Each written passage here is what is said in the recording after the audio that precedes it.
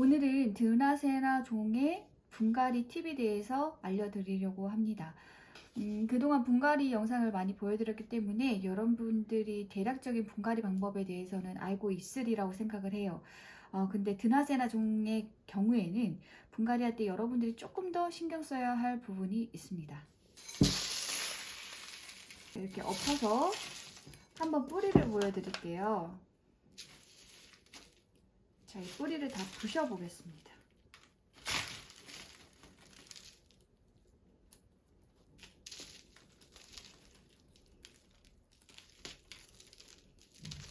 자, 위에 줄기 부분, 그 다음에 잎 부분이 이렇게 큰데도 이렇게 보시면 뿌리가 굉장히 빈약하다, 그리고 굉장히 성기다 라는 것을 알 수가 있습니다.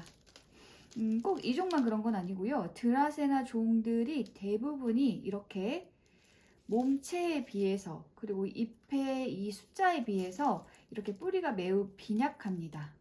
이러면 무슨 문제가 생기냐면요.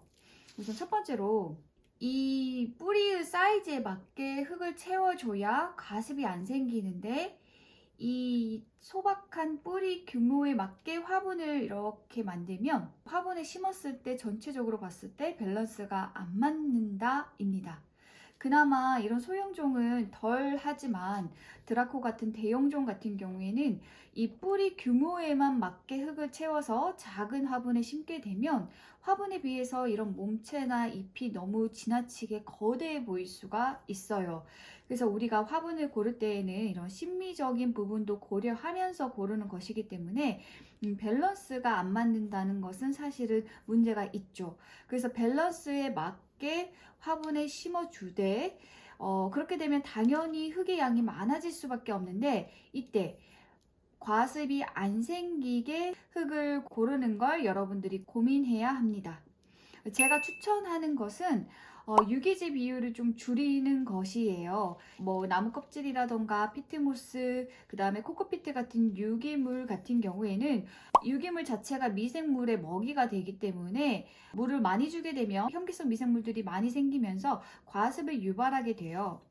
설령 화분 안에 흙이 많이 채워져 있더라도 흙의 대부분이 무기질이라고 한다면, 무기질은 미생물의 먹이가 아닙니다. 그래서 무기질이 많은 흙에서는 현기성 미생물들이 그렇게 많이 생기지 않아요. 그래서 설령 흙이 물로 가득 차는 일이 생긴다고 하더라도, 그리고 이 많지 않은 뿌리가 화분의 물을 그때그때 소비하지 못해서 화분에 많은 물이 고여 있게 되더라도 과습의 피해가 적을 수 있어요. 자, 그러면 여러분들이 무기질 소재인 자갈, 모래 이런 걸 많이 채워서 화분에 심는다고 해서 모든 문제가 끝나느냐? 그렇지 않습니다. 여러분들이 고려해야 될 것이 한 가지가 더 있는데요. 그게 뭐냐면 바로 이렇게 담았을 때 이 줄기와 이 잎이 너무 무겁기 때문에 이 뿌리가 제대로 지지가 되지 못하면 이렇게 쉽게 쓰러질 수 있다라는 문제가 있습니다.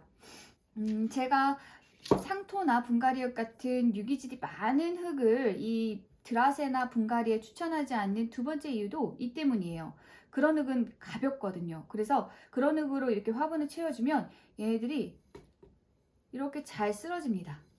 그래서 그런 측면에서도 무기질 소재의 흙을 많이 채워주는 게 좋은데, 요즘은 무기질 소재의 흙이 굉장히 종류가 다양하고 많아요. 그래서 여러분들이 이거는 무기질이야 라고 이렇게 막 섞어서 쓰면 여러분들이 원하는 효과를 다 못 볼 수도 있어요.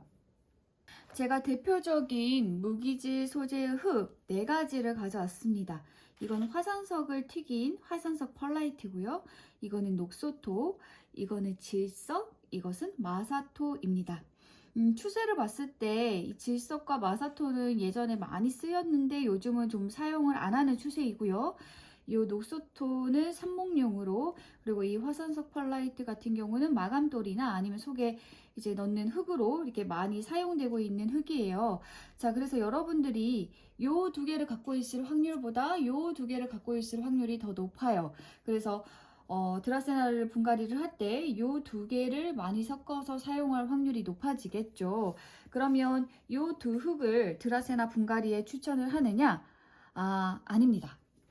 쓴다고 해서 문제가 생기지는 않아요. 하지만 제가 좀 더 추천하는 쪽은 이쪽입니다. 자, 이제 이 흙에 대해서 조금 더 자세히 알아보도록 할게요.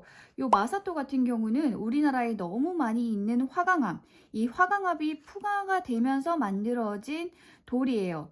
그래서 그냥 돌입니다. 그래서 무겁고요. 그리고 차가워요.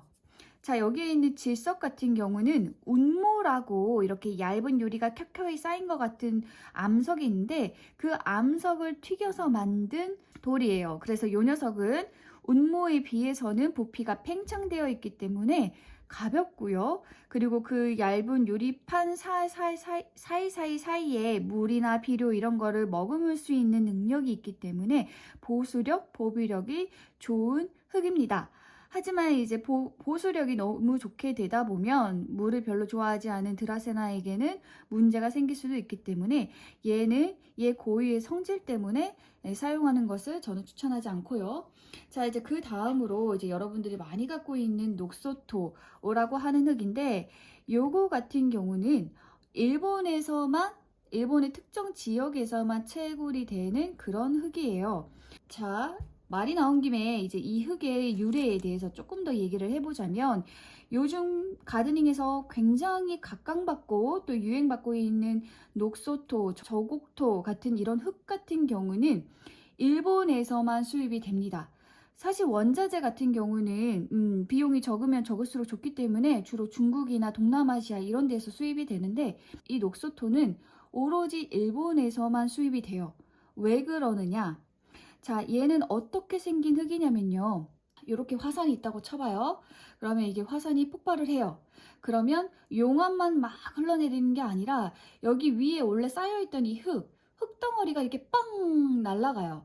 그래서 이게 공기층이 이렇게 둥둥둥둥 떠 있습니다. 미세먼지처럼 막 이렇게 오랫동안 떠 있다가 이게 시간이 지나면 점점 내려와서 그 위에 켜켜이 쌓여요.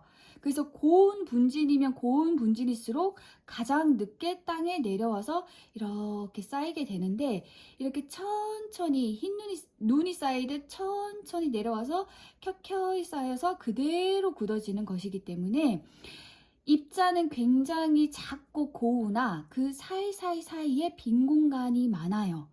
그래서 이 녹소토 같은 경우는 퇴적암인데도 불구하고 안에 공기층이 많아요. 그런 다공성을 가지고 있어요.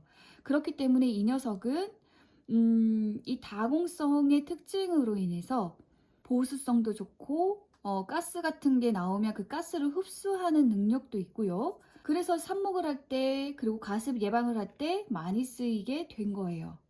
자, 근데 이게 퇴적암이기 때문에 이거를 고온 건조해서 판다고는 해도 이렇게 압력을 가하면 이렇게 곱게 다시 고운 가루로 부서지는 성질이 있어요. 일본에서 이렇게 채굴된 화산성 토양 같은 경우는 이런 식으로 분진이 내려앉으면서 생긴 흙이기 때문에 밀도가 낮고 안에 공기층이 많다. 그렇기 때문에 동일 부피라면 당연히 마사토와 비교했을 때 녹소토가 더 가벼울 수밖에 없습니다. 자, 여기에 있는 이 화산석 펄라이트에 대해서 소개를 해드릴게요. 이게 제가 최근에 가장 많이 추천하고 있는 소재의 흙인데, 자, 이거는 어디서 만들어지느냐.